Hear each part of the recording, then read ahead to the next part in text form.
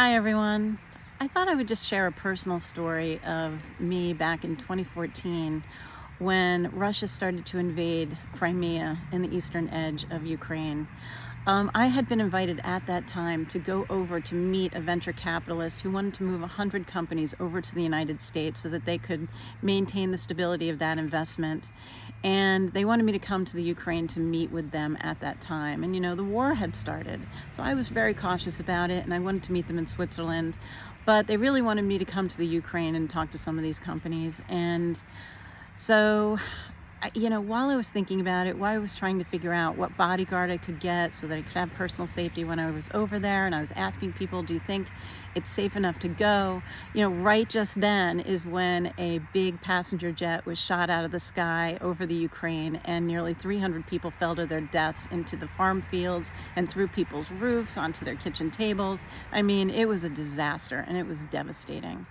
And so, I will never forget that. And then the next time around, when Putin invaded the Ukraine, I felt so strongly about it. I was talking with people who were working with the orphanages over in the Ukraine because I wanted to try to help get those kids out because it was such a vicious attack.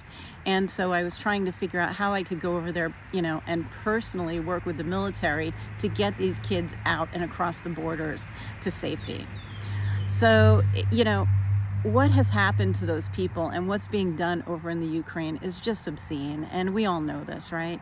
But Putin has no business going through territorial lines that have been established for many, many years and seizing power in other countries. And that's why, the Biden administration is trying to ensure that NATO has all the protection that it needs as a strong ally of the United States, and that we are supporting Ukraine with the amount of money that we are supporting them, because you cannot allow this kind of aggression into territories, other countries' territories that with established boundaries for, decades.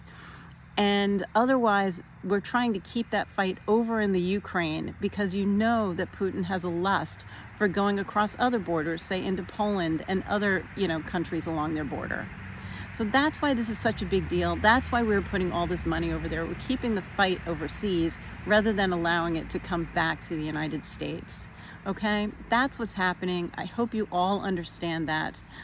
There is a big show of force and billions of dollars going into this so that we maintain those borders, and no one thinks that they can, cross borders without, any kind of action against them if they try to do that.